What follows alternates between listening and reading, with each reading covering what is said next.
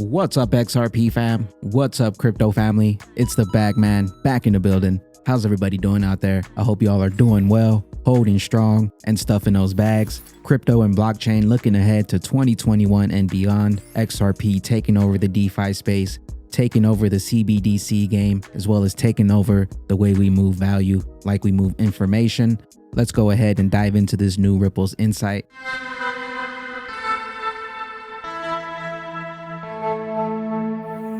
It's different, but it's very pretty out here. I believe they're setting up the flag now. 2020 was certainly not the year anyone expected. Within the financial services sector specifically, 2020 did not meet early expectations for more mainstream blockchain and cryptocurrency adoption. However, the pandemic did demonstrate new and greater use cases for cryptocurrency, and ultimately the past 12 months proved to be one of steady progress that helped strengthen the foundation for technology. But obviously, the US and global regulation continues to be top of mind, not only for Ripple, but for the industry as a whole. Looking ahead, Ripple's leadership anticipates a year of continued acceleration for blockchain and cryptocurrency innovation, a crypto quickening. RippleNet General Manager Ashish Barilla says the line between crypto and banking is blurring, providing an opportunity for nimbler fintech companies to leverage crypto to erode the market share of larger, slower-moving incumbent banks. That changing embrace of crypto is already being exhibited by consumer-facing fintechs like Square, Robinhood, and PayPal. Those companies originally made mobile and digital banking services more accessible to a wider swath of customers. Now their adoption of crypto is helping introduce more people to digital assets and blockchain-enabled financial services. Barilla anticipates that the use of crypto and streamlined fintech regulations will help even more fintechs compete with banks on a level playing field in 2021. At the same time, crypto companies are exploring more traditional banking opportunities, as evidenced by the number of crypto and blockchain firms that applied for banking charters in 2020. And Barilla said the tide is turning. It's possible that we could even see fintech or a cryptocurrency company acquire a traditional financial institution this coming year. Could this possibly be the Bank of America leak that he's talking about here? Possibly a fintech company scooping up a traditional financial institution coming this year. Dawning of the DeFi. This year was the DeFi's coming out party. DeFi generated a lot of buzz and some interesting applications over the course of 2020. This was largely confined to the crypto space, but it amounted to an important preview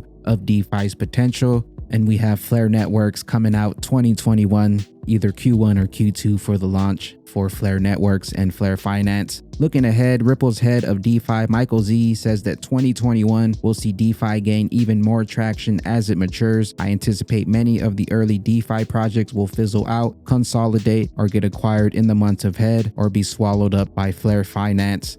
Harnessing the limitless potential of Flare Network, bringing a trustless financial ecosystem to XRP through the use of smart contracts built on Flare. But the truly useful ones, most likely the simpler applications replicating financial services like wrapped assets or decentralized exchanges, should continue to gain momentum with its users. Zokowski also predicts that the DeFi platforms will solidify their footing as demand and performance and costs accelerates. In particular, he expects more sidechain products, bridges between networks and smart contract applications to emerge as interoperability and efficiency increase in importance. With Ethereum 2.0 still far from reality, he also cautions that Ethereum will continue to lose ground and could fall even further by 2021 if development timelines slow. I believe at least 25% of the value deployed in DeFi by the end of 2021 will be on networks other than Ethereum, possibly networks like this one right here. Zokowski also believes in the XRPL ecosystem is poised to build on significant 2020 achievements with several new major initiatives that will extend its leadership role in DeFi. These include a variety of projects such as Flare and the XRPL transaction hooks, enabling expanded smart contract functionality for XRP users and developers. He also says the XRP community is returning to its roots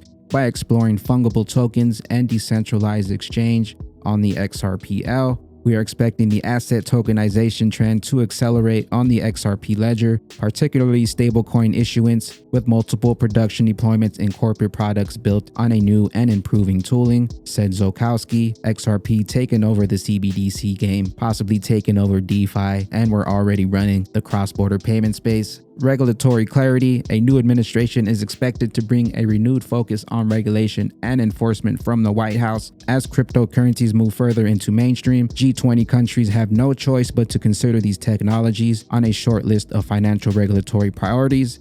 As we've seen a lack of clear regulatory framework over the last 4 years in the US, especially has left fintech and blockchain players in a state of limbo. Other countries like UK, Switzerland, Singapore, and Japan are miles ahead. Ripple's General Counsel Stu A predicts that crypto regulation will be a top priority for the Biden team that understands its implication for public and private sector innovation. This could lead to a unified framework and streamlined application process for fintech seeking crypto licenses. Mr. A also said, intelligent, well thought out regulation communicated effectively and uniformly applied can help the level playing field and unleash innovation and further mainstream adoption here in the US, as well as unleash the power of XRP. The year of CBDCs. That relationship between government regulation and innovation is also at play in the white-hot arena of central bank digital currencies. Driven by pandemic realities, such a move away from cash and a need for improved ways to distribute government aid, as well as China having pushed ahead with its own CBDC, many countries have accelerated their nascent projects. Notably, a number of European countries are actively exploring the feasibility of a digital euro, while the United States Federal Reserve is collaborating on research with MIT's Digital Currency Initiative. The activity and advancement in CBDCs are the clearest indicators yet that the digital currencies are the future, said James Wallace, VP of Central Bank Engagement at Ripple. Over the course of 2021, I expect to see greater evolution of cryptocurrencies, stablecoins, and CBDCs, with each firm establishing their place in finance and payments through more defined use cases. In the coming year, the focus of CBDCs will broaden from solving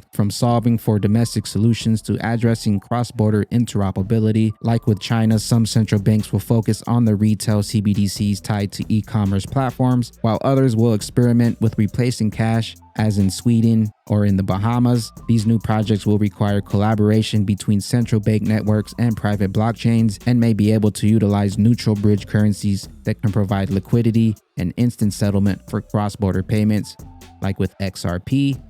Beyond proof of work, the launch of Ethereum's Beacon chain was an important turning point in 2020 for Ripple's CTO David Schwartz. He sees it as a clear move away from proof of work and towards more scalable, sustainable systems in 2021, which XRP already has. XRP is already ready for enterprise use now. These other cryptocurrencies like Bitcoin and Ethereum that are trying to get to where XRP is already at. They don't see that they're moving away from proof of work because it doesn't work and it's not scalable, and they're trying to move over to what XRP is already doing. It's already been doing. It is the standard of the cryptocurrencies. It's eco-friendly, interoperable, send money anywhere in the world instantly. With XRP, no waiting, no high fees. It's a neutral bridge asset that can provide liquidity and instant settlement for cross-border payments. David Schwartz sees the proof of work blockchains moving towards more scalable and sustainable systems in 2021. The fact of the matter is, proof of work systems consume a lot of resources and energy, said David Schwartz. They also feature an inevitable bend towards centralization over time as the miners with the cheapest power become key stakeholders. 2021 will see technical innovation continue to improve blockchains like the XRPL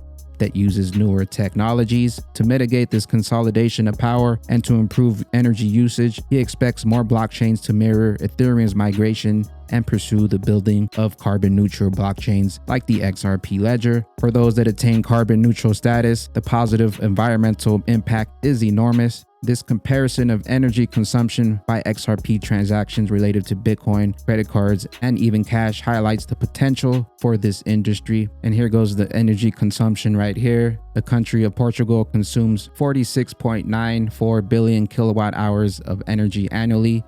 And you can see Bitcoin taking up over half as much as power as Portugal, Ethereum 2.57 billion kilowatts, and XRP only 474,000 kilowatts compared to the other top two currencies. You know what's coming around the corner. XRP is the one and only crypto killer. As part of this growing emphasis on sustainability, Ripple also set an important 2020 benchmark when it became the first blockchain company to commit to being carbon neutral, and they plan to achieve this milestone by 2030. What other blockchain project do you know is committing to being carbon neutral by 2030? Focusing on impact, Ripple X manager Monica Long anticipates this commitment to impact to play out in other ways over the coming year. She says in 2021, we'll see crypto make good on its original promise to remake finance as a more accessible and equitable. To achieve that vision, crypto will first help level the competitive playing field, opening the doors to fintechs that emphasize consumer empowerment, companies that offer easy to use and understand services like with PayID in the pay string, getting rid of that long